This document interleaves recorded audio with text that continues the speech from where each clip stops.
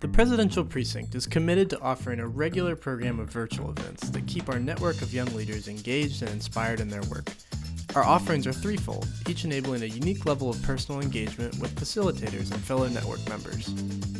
First, we have 2020 Talks. These are TED-style talks with equal amount of time for individual presentation and then participant questions. Next, Campfire Conversations are panel discussions reimagined, focused on sharing panelists' personal stories and their work, often across multiple regions of the world. Finally, network members can join us every other Wednesday for a regularly scheduled virtual cafe, an open space for casual conversation and networking on the Presidential Precinct Network. Based on your participation in any of these events, you will gain access to a specific cohort within the network for continued dialogue with the presenters and participants. More information on these virtual program formats and our evolving strategies during this COVID-19 season are available on our website, presidentialprecinct.org. Thanks again for joining us today. Don't forget to share your questions in the Q&A section and keep the conversation going beyond today's event on the Presidential Precinct Network. Now, on with the main presentation.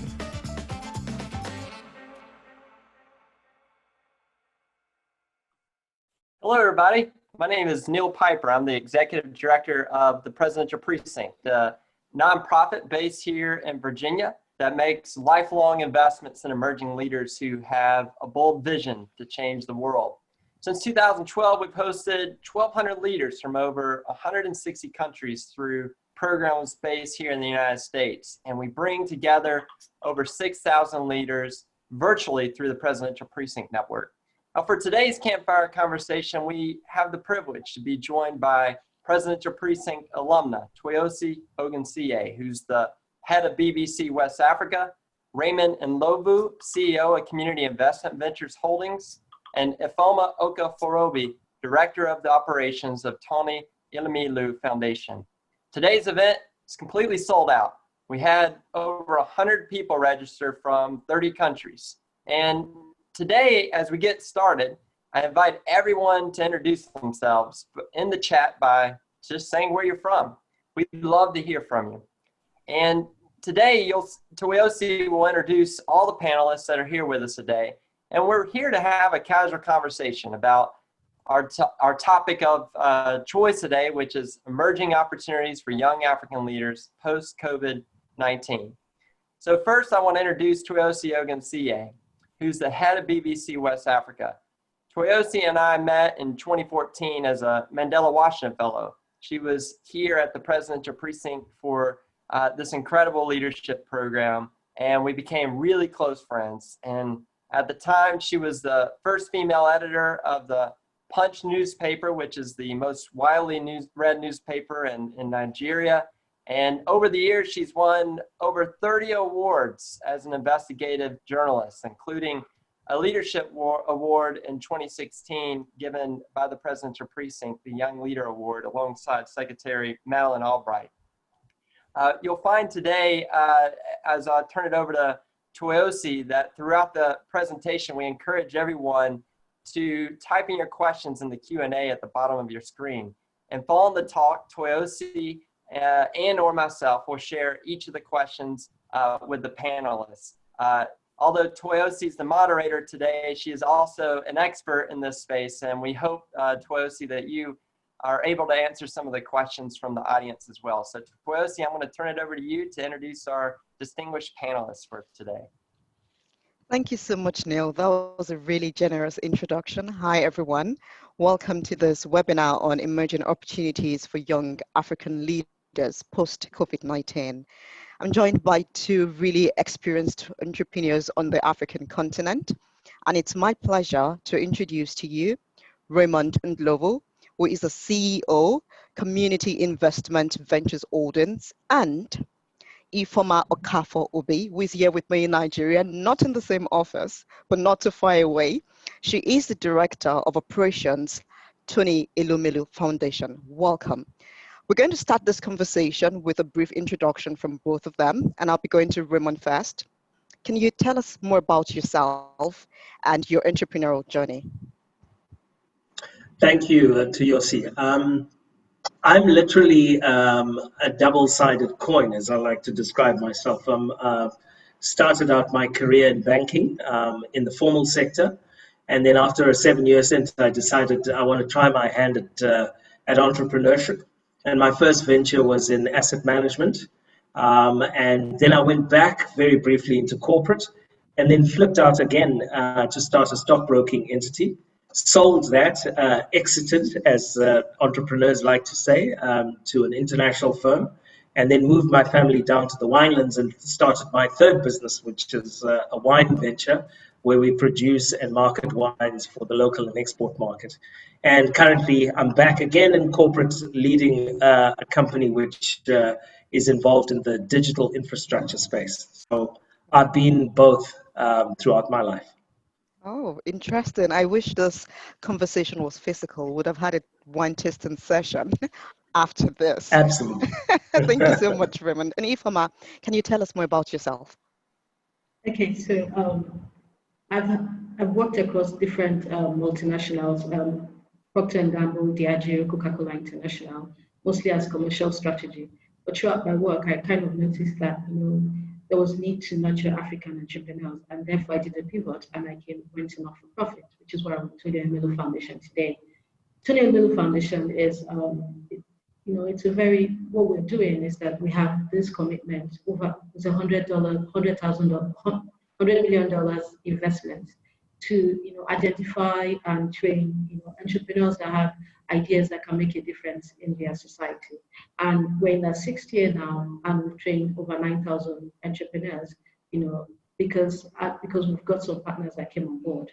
So it's a pleasure to be here, and I would love to share all my ideas about what entrepreneurs can do, because right now is a very tough time for entrepreneurs, and everything they can get to enable them to be able to succeed. I know they need that right now. Thank you so much, Ifoma. I'm sure our attendees here today are excited to hear about the opportunities for them in the Tony Elumelu Foundation, and for you to also share your wealth of experience as we go forward. Welcome again, everyone. We'll be starting our conversation with Raymond. Entrepreneurship has changed dramatically because of the COVID-19 pandemic. And I just want you to take us on a trajectory. What was the landscape like before this pandemic, and what is it now? Thanks, Tusi. I think that entrepreneurs will always recognize that they're always on a mission. I know from my days as an entrepreneur, you're always out looking for opportunities, and I think the level of intensity has not changed. People are out there looking for opportunities, expanding and growing their business. But I think the context has changed due to COVID-19, and by that I really mean that the difficulty of getting product to market, the challenge of securing funding has just become more difficult in certain instances because of the financial crisis that has led to. But in true entrepreneurial spirit, there have also been great opportunities that have arisen. This low-touch digital economy is looking for people who can exploit the gaps that are there. And I think I'm sure I'm speaking to an audience that's already seen what can be done and done profitably to fulfill those needs in the market. Thank you so much, Raymond. Opportunities is making my hair tingle. I love to hear that word. But before we speak more about opportunities, Ifoma, is there anything you have seen that's changed on the African continent in terms of entrepreneurship, particularly during the pandemic? Yes, so definitely one of the things that's changed is that there's more demand for commodities versus luxury. And another thing that has changed is that before it used to be extremely difficult for you to, people that are at the idea stage, or that very, very young businesses that do not have significant cash flow to get funding for their businesses. But behind this COVID-19, there's a lot of concerns that a lot of economies are going to collapse. So there are a lot of organizations that are looking at what can we do differently? How do we support the entrepreneurial economy of Africa so that they come out of COVID-19 and then a lot of economies do not collapse. So we're seeing some movements and some conversations that would benefit entrepreneurs in the next couple of months. Of course, even throughout this COVID-19, we saw a lot of people put out free resources. on TF Connect, which is our proprietary technology platform throughout this period and even up to now. We have knowledge sessions, and we also have to our enterprise toolkit, which we use to train entrepreneurs. It's open, it's free, and basically what everyone is trying to do is to ensure that entrepreneurs have the knowledge that they need to be able to pivot and survive this pandemic period. And also the next thing people are trying to do then is to ensure that they have funding, especially for businesses that are at idea stage or bottom of the pyramid businesses, so that they do not collapse during this pandemic or post-pandemic, but we're able to recover and the economy can get back on track. So thank you so much, Ifeoma. Thank you so much, because you've said a few things. You and Raymond have said a few things that I think our audiences would not want to know more about. Raymond spoke about the opportunities in the digital space, and you also spoke about how more businesses, established businesses, are willing to help entrepreneurs in this season. Let's do a deep dive into the opportunities that are bound for our young entrepreneurs on this continent. Beyond digitalization of commodities, where is the gold? Where should we be going to? What should we be looking for in this period? Any of you can go first. Well, I can volunteer, and I guess there is a certain degree of bias in my answer, Toyosi, because right now I'm involved with a telecommunications infrastructure business, which is offering a backbone for entrepreneurs to connect into it. And so I see a lot of potential for different sectors that are solving today's problems. So, for example, in the security space, you know that in South Africa, there is a big challenge with security. We have recently backed a young startup business which is doing exceptionally well in setting up cameras for shared monitoring on a video management system, for example. I can also talk to specific examples of opportunities in the education sector. People are now learning from home. How do you deliver that online and do it better? I've been speaking to a number of entrepreneurs who've been starting up online courses and seeing how they can deliver those in a practical way. So a lot of this is enabled by digital infrastructure, by technology, and by access to broadband. So that's the space I'm really passionate about. And I think in this low-touch economy environment, we have a lot of opportunities to actually start solving the post-pandemic crisis-driven opportunities. Thank you very much. Ifeoma. Yes, I also, technology obviously is a no-brainer, including internet access, but we also see, electrification projects, especially off-grid solutions.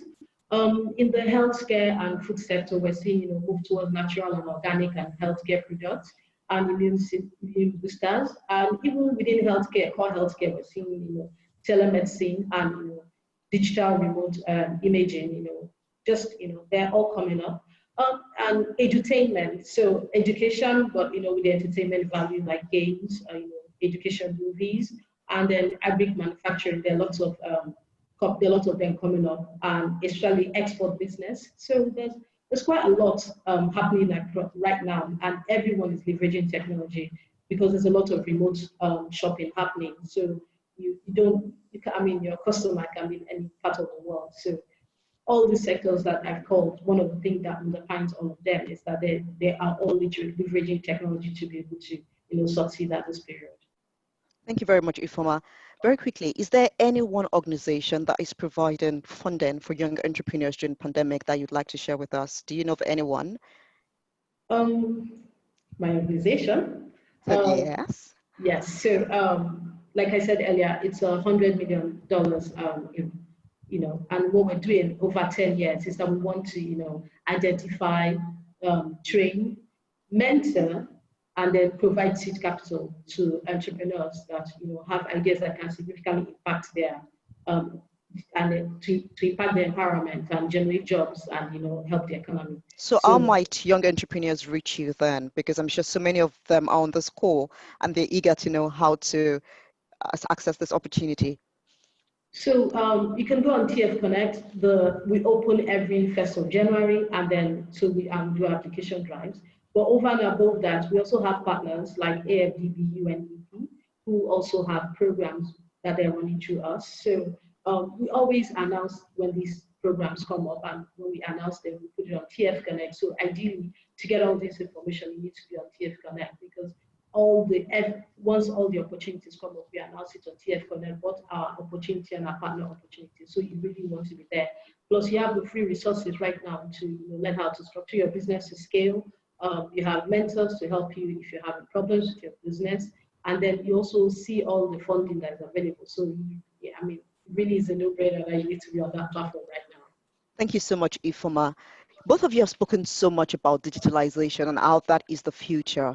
But again, we're seeing the trend of so many communities on this continent where there's very low broadband. Raymond, you would testify to that. We still have citizens who cannot afford to even buy internet data on their phone.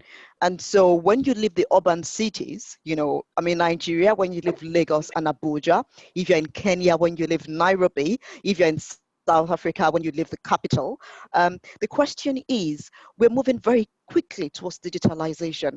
But a lot of our communities, a lot of the people we want to reach still cannot afford data on their phones because it's expensive. And for some of them, they're even in locations where there's really no broadband. So how do we marry this, Raymond? How can entrepreneurs marry this together where we really want to be digital, but the reality of our environment does not allow us to be that way? You've really hit on exactly why entrepreneurs are so critical in our world. That itself is an existential problem for a lot of developing countries. And I'm proud to say I'm part of an organization that has developed the world's first prepaid fiber, which you can actually download using a low-cost technological solution. Again, that is the gap. The gap is, how do we solve this problem? There you ask for an entrepreneur to come to the fore and say, okay, I've got a problem which requires bandwidth to be distributed to a broad section of the population, but at a relatively cheaper rate. And so we come out with a new solution. And there are a number of other entrepreneurs that are looking to use what we've already got to compress and almost compartmentalize the offering so that it's cheaper and easier to consume for our people out there, and therefore can actually use it as a basis to launch their products and services. Thank you so much, Raymond. I mean, you would agree with me that at this point, the world needs inspiration. Ifoma, can you share with us some real examples, practical examples of young Africans who are already meeting critical needs during this pandemic? Yeah, I can think of a couple. So I have Erico Fortes, he's from Cape Verde. He has a company called Prime Biotics, and basically the initial plan for him was just to develop versatile drones that help farmers around the world. But during this pandemic, what he did was that he re-engineered his drones to disinfect sheets, to deliver medical and non-medical supplies, and he now has another arm of his business that produces 3D printed face shields for hospitals. So that's one. There's another Nigerian by the name of Chidi Ohama. He's the CEO of Sevens Healthcare, and basically what he just devised was a way for entrepreneurs, for people to get tested from the comfort of their homes, which has always been a challenge for people because they're scared to go out, and then they feel that there's this stigma or shame of coming out to get tested. So he just made it convenient for you to get tested in your house. Another entrepreneur that I can think of, there's a Sierra Leonean, his name is Mohammed Akamara.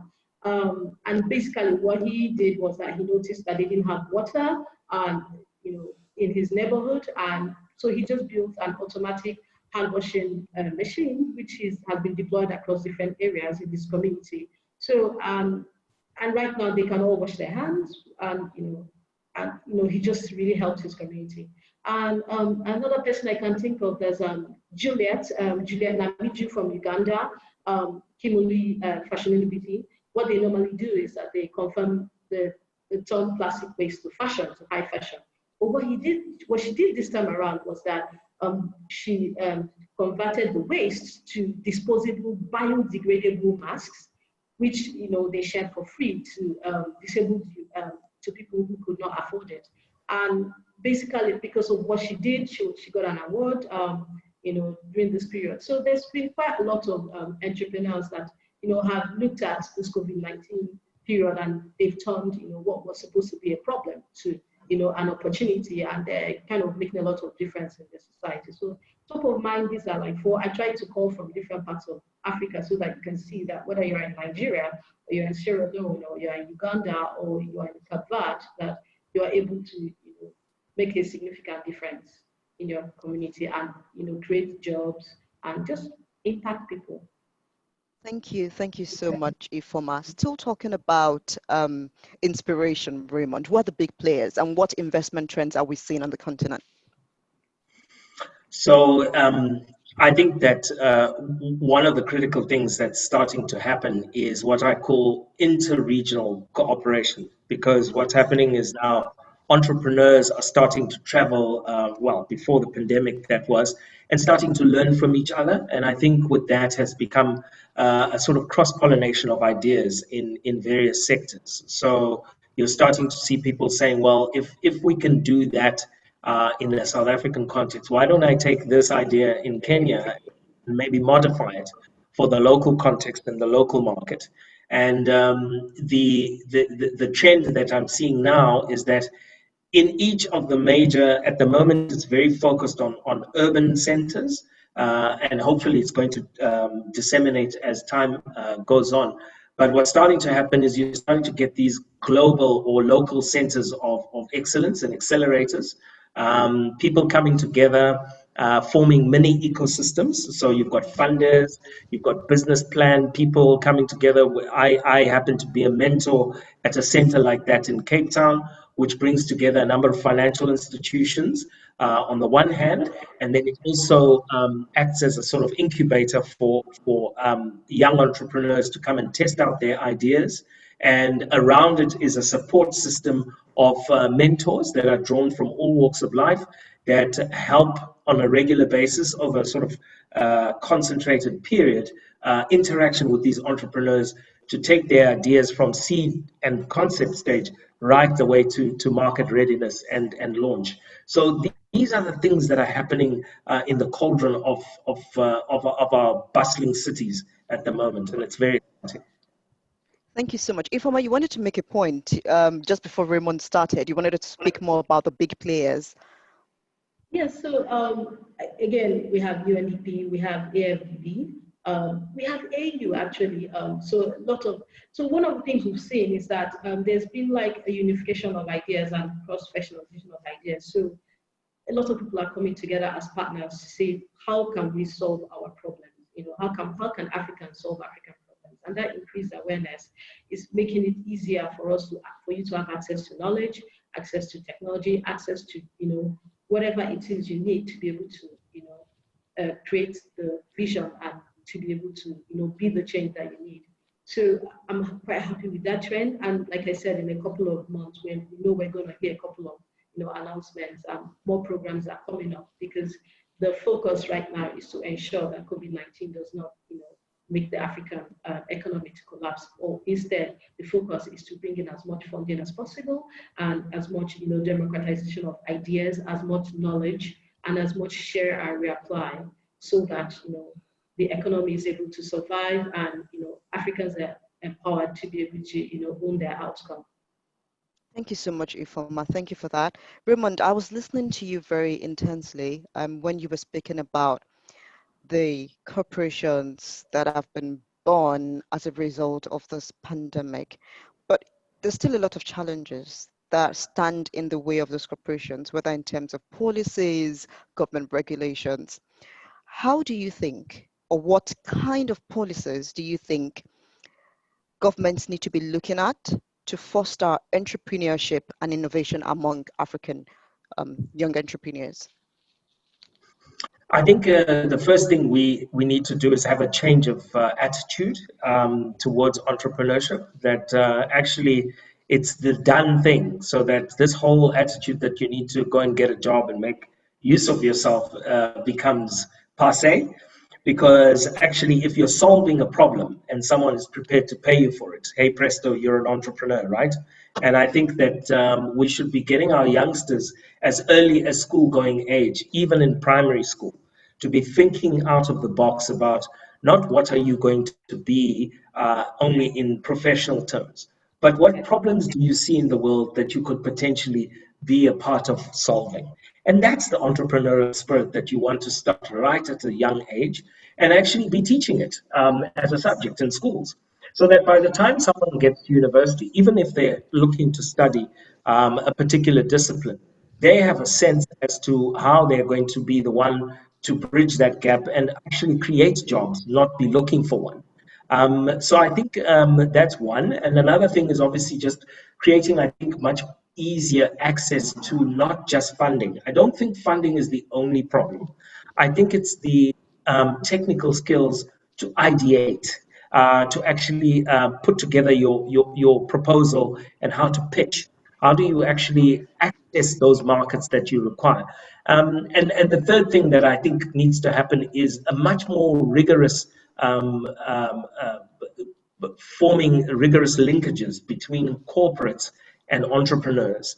Corporates possess deep wells of knowledge and experience and also vast resources, some of which go empty for a lot of the time. So with COVID-19, for example, a lot of corporates have got half-occupied offices. Why not turn some of those half-occupied offices into hubs for entrepreneurs to huddle so that we can actually multiply that productivity? So I think there's a lot that can be done, both not only in the public policy space, but also enabling linkages between private and public sector as well. Thank you, Raymond. So how might we now develop the skills that are very lacking? Because we know that we cannot leave it to government. And you spoke, I think your last point was leaning on the knowledge of corporates to bridge this gap. But then how do we encourage, or how can corporates begin to see this as a core social responsibility that would, at the end of the day, benefit them? Well, they can start with their own supply chain. A lot of what companies do in terms of, even if it's small things like sourcing their office stationery and looking at how certain services are delivered. The question is, are we actually farming those out to young entrepreneurial businesses that can do things better, differently, and even less expensively? And that's where the real change happens in employing these young entrepreneurs and their organizations. So I think there's lots to be done, and maybe it's not only through legislation and by legislation. I think one can actually create incentives that, because the corporates and the business people understand profitability. So if you dangle the carrot of making more profit through leveraging small enterprises, you actually could have a thing going there.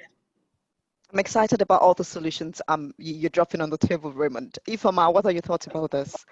Okay, so I agree with a lot of what you said. So in terms of policies, one of the things I see will be very helpful is like something equivalent to the Nigerian 2019 Finance Act, which was established to relieve MSMEs, that have turnover of less than 25 million of some certain taxes, so that they can breathe at the beginning when their business is just growing. So, policies like that, definitely. Secondly, so to provide them with access and networks. So access to the world-class training. And just like you rightly said, private sector, public sector acting as mentors to these young businesses, because,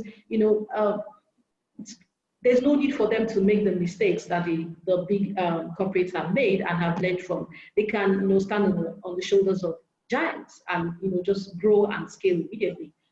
Even just acting, knowledge, just becoming part of knowledge sharing partners, becoming part of hubs, just, making sure that, the knowledge, the systems and processes are in place from the beginning, and, just to have people that adopt like certain sectors as sectors that they want to support and see to grow. So I'll give an example today. Like, say, let's think about Hollywood. Look at the amount of, look at the amount of money that is made in this small place, and they're just churning out films. But today, if you want to make a film, if you're in the creative industry, what kind of business plan do you write to a bank that makes sense to the bank? Because you can't not even quantify how much you're going to make. You do not know if this particular film you're going to shoot is going to be successful or not.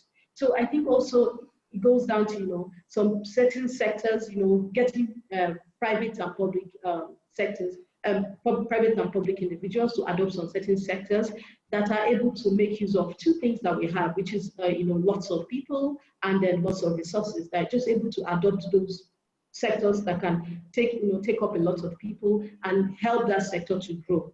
Another thing I think that is very, very important is like internship programs, or just if we're able to get a lot of places where these entrepreneurs can go and learn properly, impact hubs, such that they don't make the mistake and lose the money first, but they have the knowledge, they have some experience, they have some mentoring, then they have access to markets and access to the right networks before they even start to spend.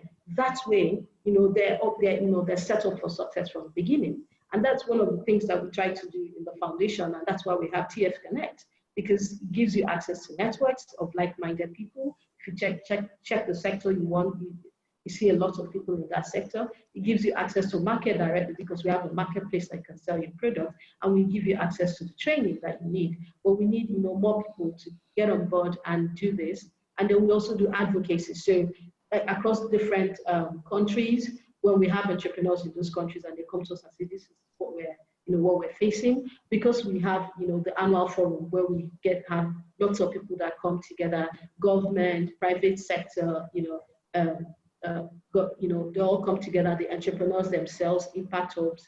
We get them every year. Everyone talks to each other, listens to each other, understands the challenges that they're all facing. And at the end, you find that when they go back to their home countries, you start to see some changes. We've been able to successfully change some policies and maybe more friendly in some countries. So if more things like that is what we really need at this point. Thank you so much, Ifoma. I don't know about you, but I've been able to get some entrepreneurial ideas from what Raymond and Ifoma have shared. Getting other entrepreneurs ready for opportunities in terms of teaching them how to write business plans, giving them advice, could also be a business model I might be looking into. If you are just joining us, welcome to Emerging Opportunities for Young African Leaders Post-COVID-19 webinar hosted by the Presidential Precinct. And I've been speaking with Raymond Ndlovu, CEO, Community Investment Ventures Holdings, and Ifoma Okafor-Obi, Director of Operations, Tony Elumelu Foundation. Please feel free to drop your questions in the question and answer chat box, and we'll come back to those very soon. Back to you, Raymond. There was something you said earlier that I noted. Is entrepreneurship for everyone? It's a great question, because I think not a single day goes by when someone has got a dream, right?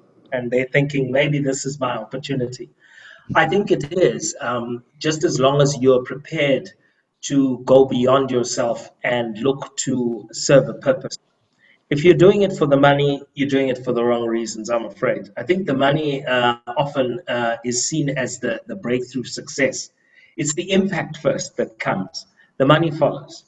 And if you're a purpose-driven individual who sees a gap to provide a product or a service that you can sell to someone and a market that's sustainable, you're an entrepreneur. The question is, do you have the discipline and the commitment to go beyond just earning a weekly or monthly paycheck? There's the question. And that's a question everyone needs to ask themselves. Thank you so much, Raymond. Ifoma, is entrepreneurship for everyone? And when is the right time to take that plunge from your 9-to-5 into entrepreneurship? It takes a significant level of discipline and dedication for anyone to succeed in their line of business, whether you are in your own business or you're an employee. So let's at least get that one straight. So unless you have that discipline and dedication, you are not even going to succeed. So as long as you have this discipline and dedication, the next step is, do you have an idea or a product or a service that can make a significant difference? And so that's why I always advise people that want to get into entrepreneurship, that the first step before you drop your 9 to 5 is to query that idea or that you have, and do a lot of research to be sure that you are solving a need, and that you are not just, it's not just like something that you're passionate about or which nobody needs. If you then have found this loophole and this need that is very pressing, then that's the time that you can say, yes, I want to be an entrepreneur because I have this need that I can solve. And as long as you've identified the right need and the right solutions, entrepreneurship is for you, because you are definitely going to succeed. Thank you very much, Ifom. I'm seeing some exciting questions coming in from our participants. But before we get to the questions, Raymond, looking back at your entrepreneurial journey, what would you have done differently? I think I would have started earlier. I think that's certainly what I would have done. At a younger age, I think I was more risk averse for no real reason, because I didn't really have responsibilities like I have now. The other thing is that I would have trusted my gut more. And I think it's something that I'd like to encourage all entrepreneurs out there, is that when you have a sense of that you're onto something, go with it. And even if you're going to fail, failure is an opportunity to learn. And that's your market giving you feedback. It's it's not failure of you. It's failure of the idea or the execution of the idea or the delivery. And in that, you use that as an opportunity to kind of tweak the product or the service to finally meet the need that's out there. So my journey has been, thankfully, quite an exciting one. It hasn't been without shortcomings. I've learned a lot, and I've learned that at the core of everything is building trusted partnerships. You've got to surround yourself with people with whom you can build lifelong trusted relationships. Next to your marriage or significant partnership in life is your business partnership.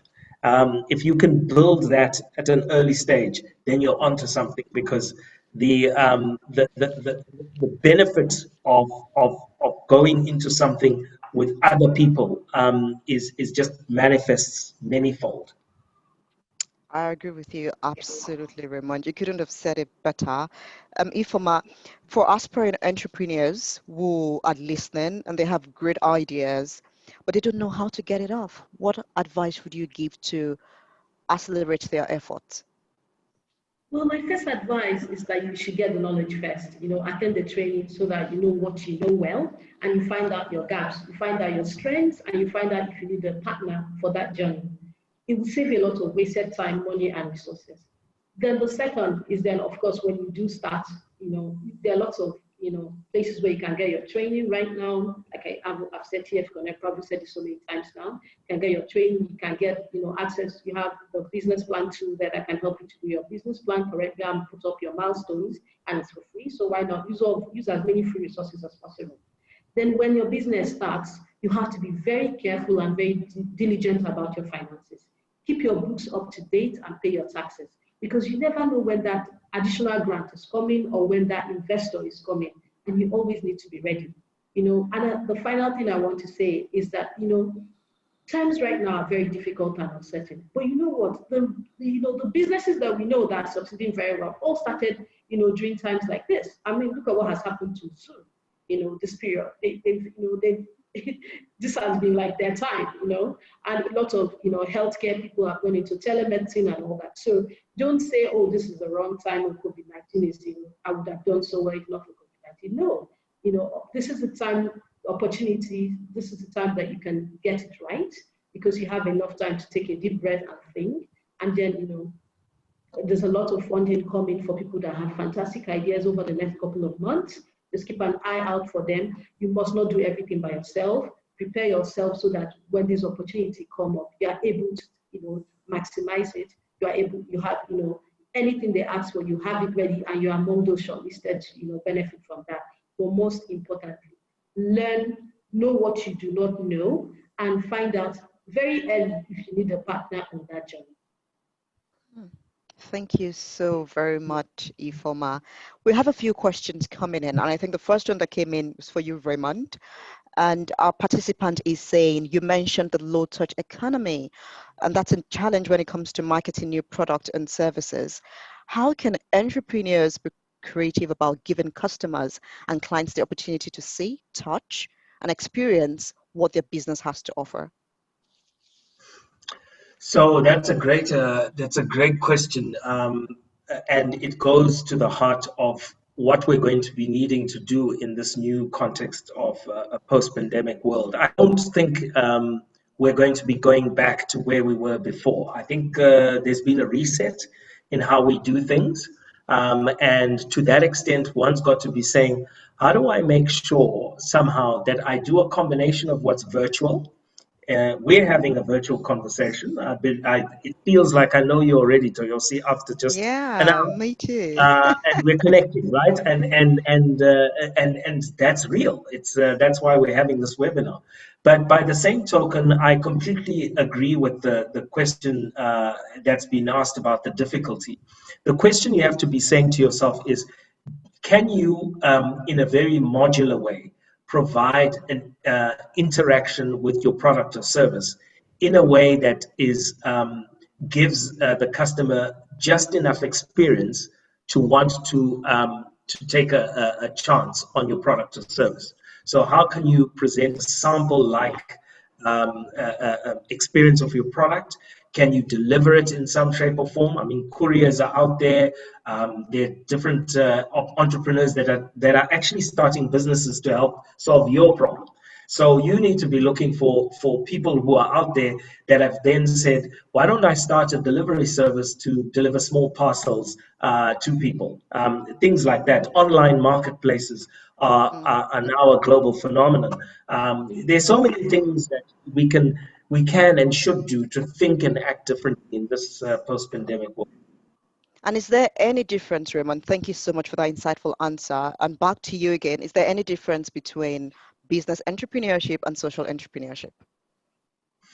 I think the construct is the same. The impact is different. The construct says you have an idea and there's a problem, whether it's a commercial problem or a social problem. You want to solve that problem. And so at the end of the day, you have to be looking for a business model, a framework, and a delivery mechanism to actually solve that problem or provide that service offering. At the end of the day, I think all entrepreneurship has one thing in common. It solves a problem and it has a positive, lasting impact on the person receiving it or experiencing it. That's at the end of the day. So you're either doing it for profit or you're doing it philanthropically. But at the end of the day, the impact is a lasting, profitable one. If you use the word profitably in the widest sense possible for everyone that's experiencing it. Thank you so much, Raymond. Ifoma, the next question is for you. And our participant is asking, Ifoma, you've worked with so many young entrepreneurs on the continent through the foundation, thousands of them. What are some of the most important personal qualities you've seen in successful entrepreneurs? What do they have in common? Number one is that they have resilience. In the face of amazing hardships, they have resilience. And, at times, so when we choose our entrepreneurs, one of the things we look out for is resilience and leadership capabilities. Another thing that I've noticed is that they have, very strong self-confidence. They really believe that, that they have what it takes to make the difference. Because if you are like your first ambassador for your product and your company. So if you do not believe in your product, nobody's going to believe in it, So they believe in what they have. They strongly believe that they have this idea that is going to make a difference, or they have this solution to this problem. They have resilience and they're willing to learn. They're always learning. They're always finding out what they do not know, and they're trying to close the gaps. Another thing that I've noticed is that they're very careful about their finances. Actually, at the starting stage, a business that does not keep track of their finances is bound to fail. They look out for mentors because there's no need to make the same mistakes. You stand on the shoulders of giants. So if you are able to just cover this basis, at least you've covered 80% of your order. Thank you so much, Ifoma. You could actually write a book on that with all the tips you shared on how to be a successful entrepreneur. And I could start a business on advising you on how to write the book. So let's talk after this webinar. There we go. Let's talk after this webinar. Raymond, Jose is asking you, what is the place of social entrepreneurship? I know you've spoken so much about it, but he's saying that, you know, what during this pandemic, what we call solidarity economy or social business has proven to be part of some of the critical issues that the state has clearly failed to provide for. I think what Jose is trying to ask is, what is the place of social entrepreneurship during COVID-19? Well, let me give you a couple of examples that I've seen in this little village of mine that I live in here. This is a tourist village in which I live in. It makes probably 80% of its income, and the businesses that are here are based on tourism. And a lot of the people have been without jobs since lockdown for a number of months. So the opportunity has then been for people who are well versed in hospitality to start looking for ways of making a living. And essentially, you found that chefs have got together with waitrons and service people, and they've put together scalable soup kitchens, for example.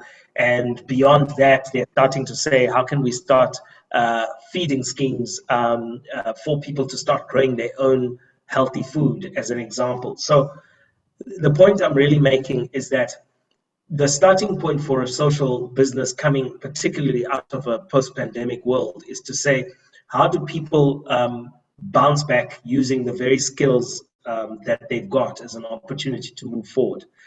It's never only about what you've done before, but it's about what you've learned and how you can pivot and use that as an opportunity to move forward. It's not easy under trying circumstances, but as Ifoma said, resilience is a critical part of entrepreneurship. So best we get on with it.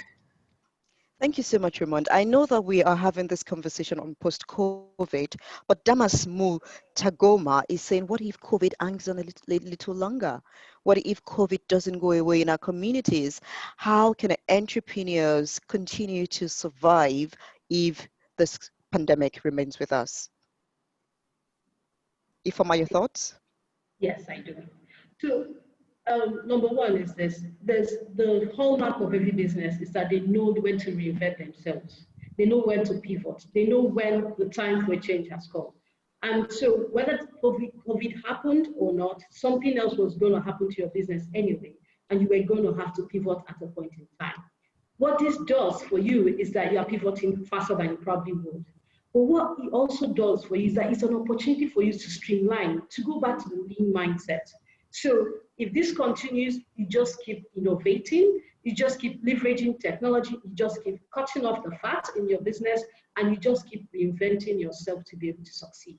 And there was a question that was asked earlier, which Raymond spoke to, and it just struck me as this would be a perfect example for this. So if your business model has always been for people to touch your product, to feel your product, to be able to buy your product, this is the time for you to pick 10 or 20 people who, they'll touch that product, they'll feel that product, they'll do the demos online, and they become, like your amazing ambassadors. And then the talk and the noise they make about the product convinces people to buy. Because, there are two reasons why people do buy the product: that they've personally experienced it, or somebody else has experienced it, and the person is so passionate about it, they're saying, what is this that I'm missing out on? So you pivot, you change your business model, you change your mindset of how you market and approach your business. You cut out any fat. This is the time for the fat in your business to go. Thank you so much, Ifoma. And also, this next question is for you. Anna is asking, how can young entrepreneurs find mentors? Do entrepreneurs need to go through formal mentorship programs, or is it just a matter of asking someone to serve as a mentor? Are there any programs or materials you would recommend for a young entrepreneur just starting out? So yes, a young business needs a mentor. It's a no-brainer. And the reason why you need a mentor is that you don't know what you don't know. You don't know the mistakes you're walking into. So what that mentor does is that they open your eye to what you don't know, and they open your eye to the problems you're going to face in the future so that you've thought out your process very well. Now, in terms of finding mentors, you can find a mentor within your network, or there's so many, impact hubs, entrepreneurship hub, incubators that you could, just go online, check incubators around your area, impact hubs around your area, or you could go to TF Connect because there are lots of mentors there who would, because we have mentors from both, academia, we have mentors from, private sector. So we have like, we have mentors from, different people that have volunteered their time because they said, the way I want to support Africa is by giving up my time. So you find these people and you make sure that you have the right mentor for your need, because it's not everyone that can mentor you. There has to be some chemistry between both of you. The mentor has to be strong in the place that you're weak. So, mentorship is not just about asking someone to mentor you. It's about asking yourself, as I'm going into this business, what are the places I feel am I blind for that I need someone to talk to me about? Because you have to be very, very, choiceful of even who you ask to be your mentor, because you're supposed to be trying to stand on the shoulder of a giant. So the giant had better be standing for you to stand on the shoulder. Thank you so much for that, Ifeoma. I saw Raymond nodding. We're going to wrap up in the next 2 minutes. And our participants, as expected, are really looking out for what resources would you recommend in terms of books, courses, fellowship, and what would be your final advice to the over 30 participants on this line and so many others that are watching us on YouTube now. Raymond, over to you. The fact that you're on this webinar means that you've got access to broadband and you've got a device, which means that over 6,000 universities are waiting to offer you a free online course in anything from nanotechnology to how to assemble a drone. So, at the end of the day, it's out there and it's there at our fingertips online. The question is really, you need to decide, where do I want to go? And how quickly do I want to get there? And Ifeoma made the point earlier quite succinctly that what you need to do is to define very quickly where your gaps of knowledge are and then hone in on that. Because TED Talks on pitching, how to do an elevator pitch in 5 minutes on your and stand in front of the mirror and practice. If someone were to say to you, you have 5 minutes with Tony Elimulu himself in the elevator, what would you say to him about your business if you wanted him to be an anchor investor in your business? Thank you so much, Raymond. Ifeoma. I almost find that I'm going to echo Raymond, because so the thing about mentorship is that it's hard to recommend the book to someone because you don't know where the person's gap is and what they need mentoring on, right? So that's why it's an intimate process for you to ask yourself the real reason. Where are my gaps? Where my problem could be financial literacy. Another person's problem could be confidence to be able to deliver a pitch. And therefore, if I recommend a book, it could be a book that talks a lot about financial literacy, which you don't need. So that's why it's good for you to ask yourself, top books on mentorship. You see their ratings and you find which one speaks to the particular area that you have a gap on. That way, you are honing in on where you need to improve, right? So I don't know. And of course. Any final advice, Ifeoma? I think my final advice is this. You have an idea that can make a difference in the world, if not just for you, apart from your community, in the world. I think, young entrepreneurs need to believe in themselves. The entrepreneurship is very difficult in the beginning. I've had some people, that when they started the program, they almost quit with us because they were like, oh, it's very rigorous.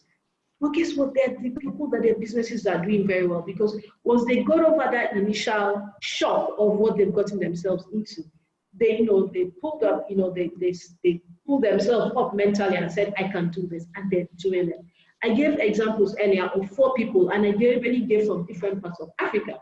And that's for you to understand that there are normal people like you, young people like you, that just woke up one day and said, I want to make a change. If Juliet, when she started her fashion line, because it was a fashion line, but she said, you know what, I'm going to now work with recycle. I'm going to recycle plastics into fashion. Then she now went into biodegradable fashion, and now she's won so many awards. But when she said she wanted to enter into fashion, she did not know this where she was going to end up. So just believe that you are that person that has that idea that's going to make a difference, and just stay the course and just work at it, no matter how difficult it is, to get to where you want to go to. And of course, join TF Connect, because you need half of the resources that you need. Thank you very Perfect. much. Thank you very much. It's been a very exciting and stimulating session. I've enjoyed this conversation, and I wish that we could go on for a really long time, but we have to round it up here. I want to say a really big thank you to Raymond Ndlovu, who is the CEO, Community Investment Ventures Holdings, and Ifeoma Okafor Obi, Director of Operations, Tony Elumelu Foundation. You've been listening to Emerging Opportunities for Young African Leaders Post-COVID-19, hosted by the Presidential Precinct. You can continue this conversation on the social media platforms of the Presidential Precinct, and also follow this conversation on its YouTube page. My name is Toyosi Ogunseye, and it's been a delight sharing this moment with you. Thank you. And I'd like to add my gratitude to Toyosi, Raymond, and Ifeoma, who just brought so much experience, a wealth of experience as entrepreneurs and business leaders across the African continent and around the world. I have pages of notes that I love to share on the Presidential Precinct Network. And as Toyosi mentioned, if you're not currently a member of the Presidential Precinct Network, you can go to presidentialprecinctnetwork.org and sign up and join the Campfire Conversations group with follow-on discussions. And I hope that all of our panelists will join us there as well, and share any links that you might have, any further comments that you might think of post today's discussion. And I also encourage all of our participants to join and share links and resources that have been valuable to you. This could be a really good opportunity for you to find mentors, to find peers that you can go through this journey together. And I'm really hopeful that this group creates a book together. There's a lot of books on entrepreneurship, but none around COVID-19 and emerging opportunities, and who better to work on something this group. But I certainly would love to read that. But we're so thankful to each of you. Thanks for joining us, and we look forward to hopefully seeing you on a future Campfire Conversation 2020 talk or virtual cafe in the near future. Thank you, everybody. Thank you so much.